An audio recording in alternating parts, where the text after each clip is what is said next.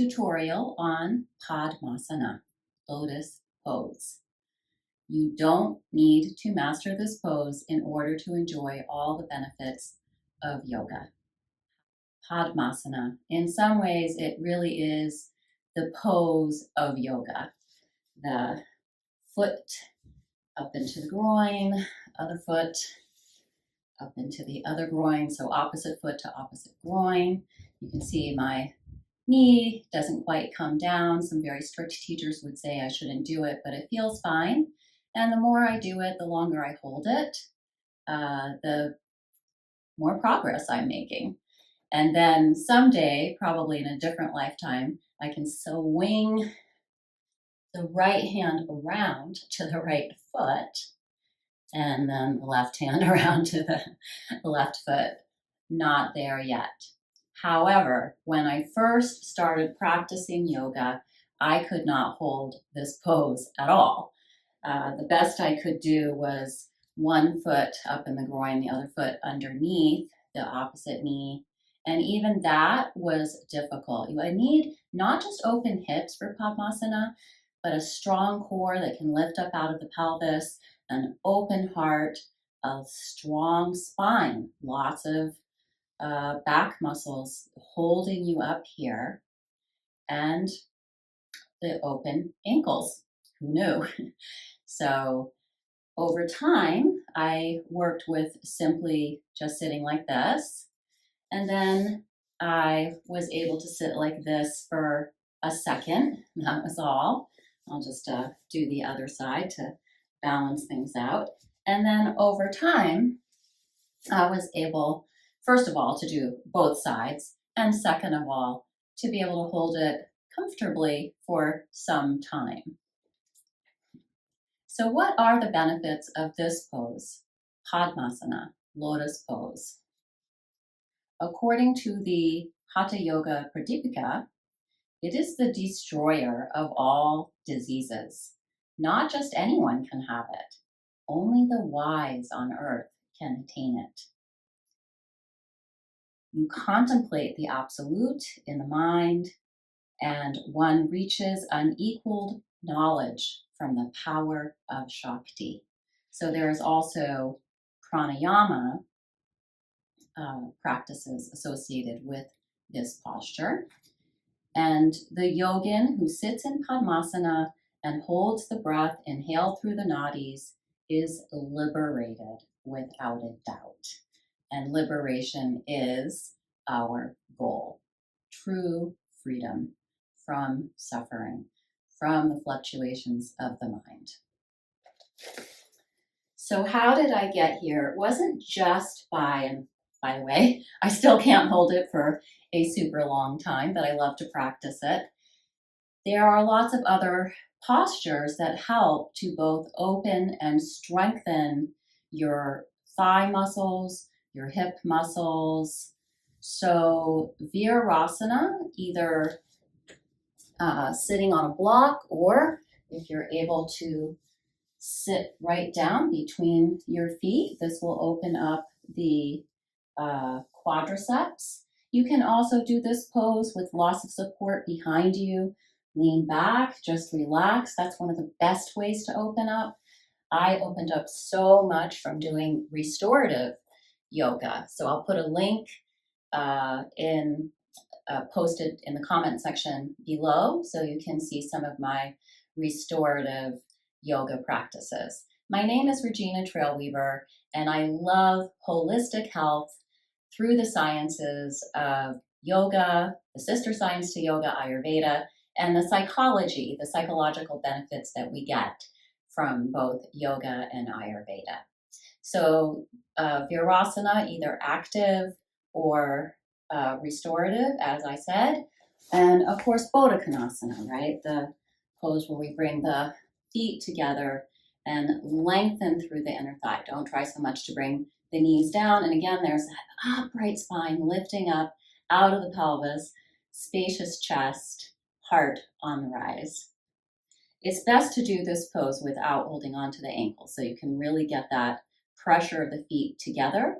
And as you do that, you'll be strengthening the outer hip and opening the inner thigh, the inner groin. So any pose where a Baddha Konasana is involved, so here we would be in Janu Sirsasana, and this is head of the knee pose. So you're really trying to get this head of the knee down, this one too. So press down, and as you press down the knee here, you'll start to open up and even strengthen through the back hip. This leg, you're strengthening through the inner thigh, the outer thigh, all the leg muscles are strengthening, but also opening in Janu Sirsasana. And then as you progress in your practice, we would bring one of those legs into the Padmasana, and you could even come into a twist here, so you can see where that arm action in full Padmasana would come from. And in any case, whether you're in a Baddha Konasana leg or a Padmasana leg, practicing this posture will help you get to Padmasana. Again, maybe not in this lifetime, but you will get all the same benefits by simply working on the pose, preparing for the pose, the freedom from disease, the freedom from suffering, the ultimate liberation. And of course, there's the pranayama piece as well. I teach a lot of pranayama in my videos. You can type in pranayama to my channel and all of those videos will come up. Twists are really important because, again, they both strengthen and open the outer hip. And we want these strong open hips for that Padmasana pose. So any twist will do. I like the reclining twists best. Let's just try the spinal twist here, just coming across to one side. So I'm not, this is not a yoga practice. If you're doing these poses, make sure you hold them for a while. You do both sides. But this feels so good. Really lengthening through the spine, opening through the chest, taking the tailbone towards the foot, strengthening the straight leg, opening the outer hip on the bent leg. So again, you could do a more restorative twist, just simply dropping over and resting. This will also just naturally open the outer hip. The other thing I would love for you to know about Padmasana, because I am interested in the psychological benefits of yoga and Ayurveda. First of all, it is a posture for meditation. And you will often see, in the ancient Vedic art, someone is sitting in Padmasana and experiencing samadhi, which is the 8th limb of Patanjali's yoga.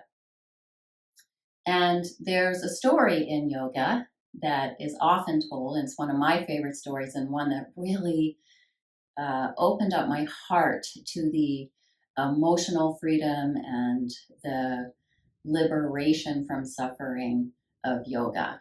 Like most of us in the West, I was just doing the poses and I just thought it would be fun to be able to do Lotus pose. At that time, I couldn't do it.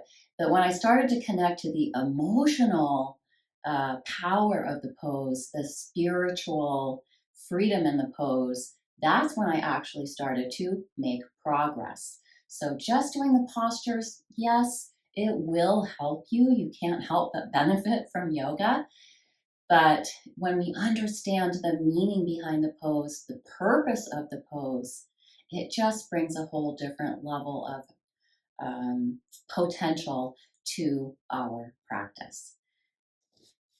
Let's practice my Padmasana again here. So the idea is that the lotus flower, it sends its roots deep down into the dark, mucky bottom of the water.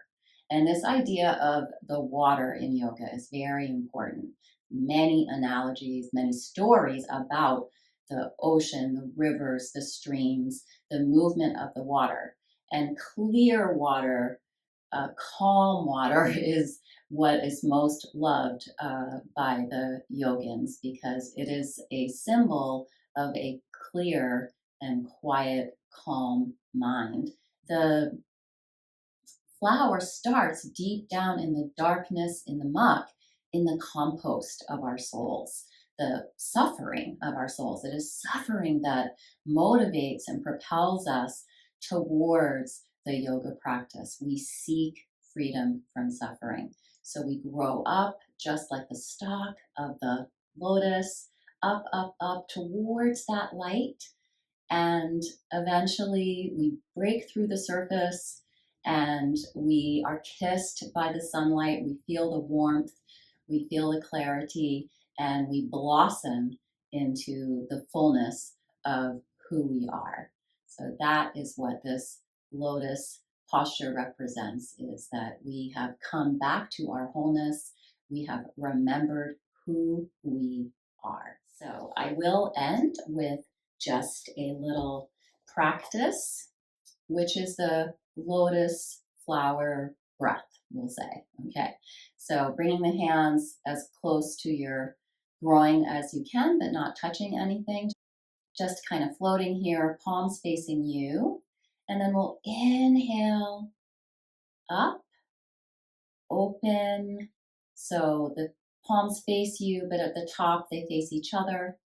And then exhale, come back down and in. So you can do this as many times as you want. I'd usually go for about 10. Pausing at the top of the inhale, exhale, pausing at the bottom of the exhale, and then keep going. So the nadis that I referred to earlier, the three main nadis will be the left nadi coming up the left side of the spine, and the right nadi alongside the right side of the spine. And then the Sushumna nadi is the central channel, not physically in the spine, but energetically moving through the spine. There you have it, Padmasana.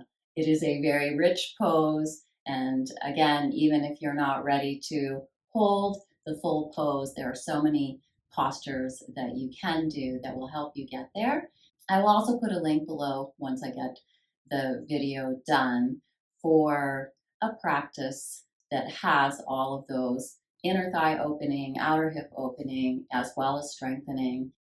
And I will also put a link in the comments below to my full program online course that is about this idea that our emotions are temporary, they're fleeting, we don't want to identify with them, we do want to pay attention to them, see what information they have for us, and at the same time, what we want to cultivate is contentment.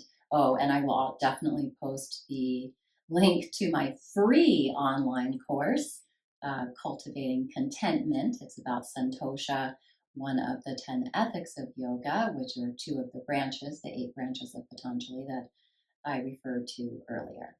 So lots of links for you to check out, possible just videos to practice with, or maybe you'd like to take a course with me, Regina Trailweaver. Thank you. Namaste.